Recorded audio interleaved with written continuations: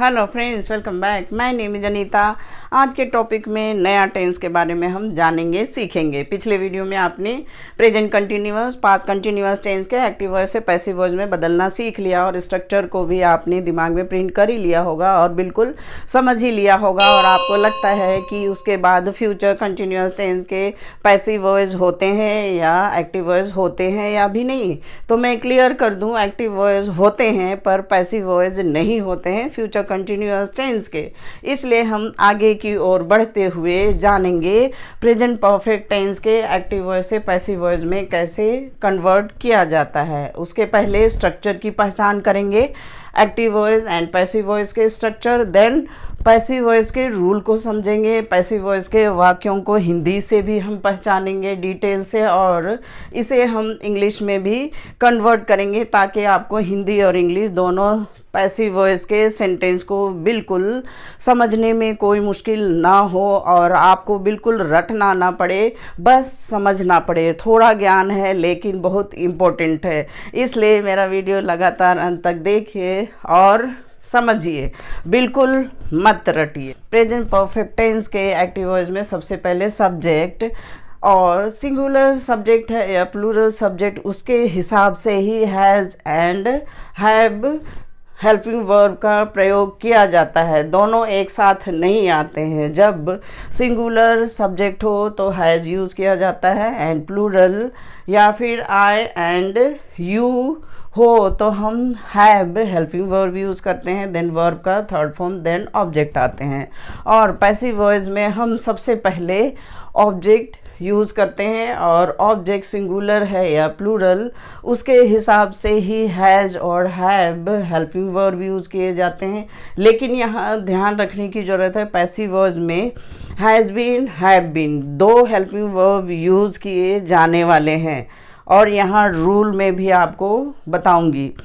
उसके बाद में वर्ब का थर्ड फॉर्म पैसिव वॉइस में ऐसे भी चाहे कोई भी काल का है, वर्ब का थर्ड फॉर्म यूज़ किए जाते हैं।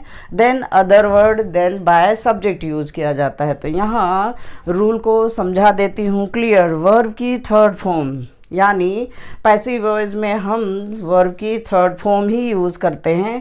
उसके पहले हैज़ बीन या हैव बीन, यहाँ देखिए हैज़ बीन, हैव बीन दो हेल्पिंग वर्ब है और यहाँ बीन बी का थर्ड फॉर्म है और इसलिए हैज़ के साथ यहाँ वर्ब बी का थर्ड फॉर्म बीन यूज़ किया जाएगा। अब यहाँ देखिए हिंदी के वाक्य। हिंदी के वाक्य में सबसे पहले हम पहचानेंगे ऑब्जेक्ट। ऑब्जेक्ट क्या है यानी कर्म क्या है। पत्र, फिल्में, पेट्रोल के दाम, किताब, मेरा पर्स, ये ऑब्जेक्ट हैं। इसलिए इसी से शुरुआत करेंगे पैसिव वॉइस के सेंटेंस को लिखने के लिए, वो भी इंग्लिश में। जैसे पत्र लिखा गया है। अब यहाँ देखिए प्रेजेंट परफेक्ट टेंस के हिंदी के वाक्यों को भी पहचान सकते हैं। आपने ऑब्जेक्ट को पहचान लिया और लिखा गया है, देखे गए हैं, बढ़ा दिए गए हैं, खरीद लिया गया है, चुरा लिया गया है, ये वर्ब है और इसी को हम यहाँ हैज़ बीन के साथ वर्ब का थर्ड फॉर्म यूज़ करने वाले हैं। तो सबसे पहले यहाँ लेटर सिंगुलर है इसलिए हैज़ बीन रिटन। तो आपका वाक्य बिल्कुल बन गया, पत्र लिखा गया है। नेक्स्ट है फिल्में देखे गए हैं, फिल्म्स प्लूरल ऑब्जेक्ट है इसलिए यहाँ हैव बीन सीन। नेक्स्ट है पेट्रोल के दाम बढ़ा दिए गए हैं। द कॉस्ट ऑफ पेट्रोल या फिर द प्राइसेस ऑफ पेट्रोल कह सकते हैं। The cost of petrol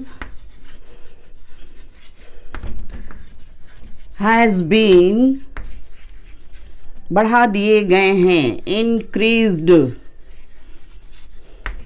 ED जोड़ा जाएगा इंक्रीज के अंत में। नेक्स्ट है किताब खरीद लिया गया है। बुक सिंगुलर है इसलिए बुक हैज़ बीन परचेस्ड या बॉट भी यूज़ कर सकते हैं, लेकिन मैं परचेस्ड यूज़ कर रही हूँ। परचेस का मतलब होता है खरीदना। नेक्स्ट है किसी ने मेरा पर्स चुरा लिया गया है। My purse has been stolen. अब यहाँ देखिए करता है, किसी ने ये करता है, इसलिए यहाँ यूज़ कर सकते हैं बाय सब्जेक्ट, और किसी ने का सम बॉडी। इस तरह से आपने देख लिया, यहाँ स्ट्रक्चर को भी समझ लिया। और पैसिव वॉइस में सबसे पहले object, letter, films, the cost of petrol, book, my purse, ये ऑब्जेक्ट हैं। और उसके बाद हैज़ बीन या have been singular plural object के अनुसार, देन वर्ब का थर्ड फॉर्म। यहाँ रूल कह रहा है कि वर्ब का थर्ड फॉर्म के पहले ही हैज़ बीन यूज़ करना है, इधर उधर यूज़ नहीं करना है। आपको बिल्कुल कंफर्म हो जाना चाहिए रूल को। एक लाइन के रूल हैं, रूल को बिल्कुल दिमाग में प्रिंट कर ही लीजिए। और वर्ब का थर्ड फॉर्म के पहले ही has been written, have been seen, has been purchased, increased, has been purchased, has been stolen। Then यहाँ करता है, इसलिए यहाँ बाय सब्जेक्ट यूज किया गया है। इस तरह से बहुत आसान है जब आप स्ट्रक्चर को और रूल को समझ लेते हैं।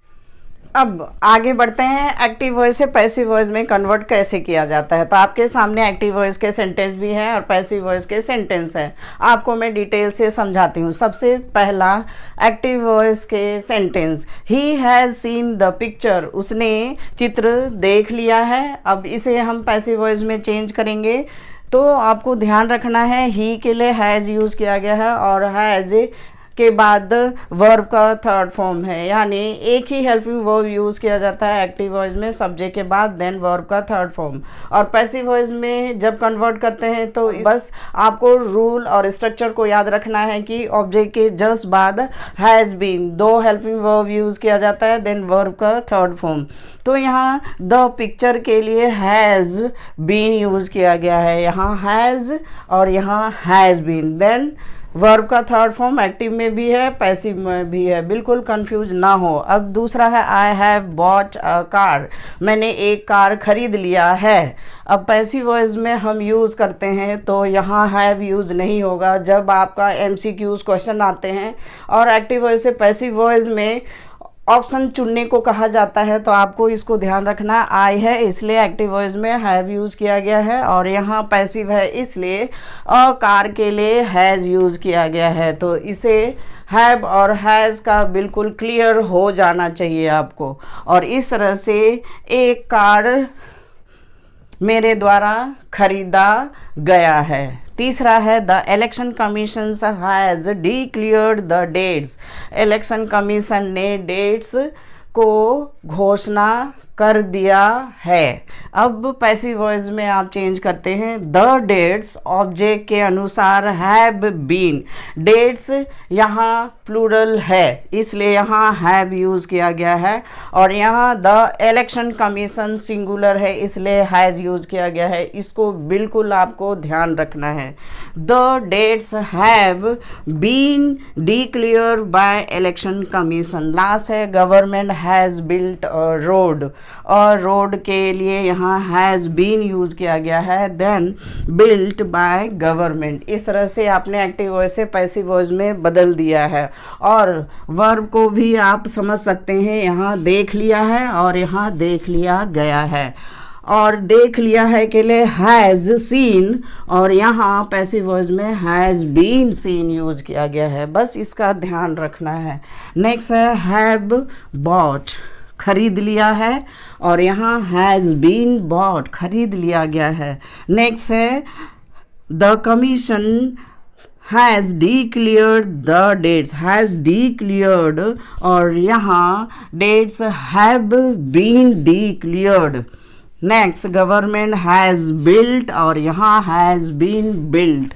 तो इस तरह से बिल्कुल स्ट्रक्चर को याद करते हुए, याद रखते हुए आपको एक्टिव वॉइस से पैसिव वॉइस में बदलना है। इस तरह से मेरा वीडियो अच्छा लगा हो और आपने बिल्कुल समझ लिया है तो सब्सक्राइब करना और लाइक करना तो बिल्कुल बनता है।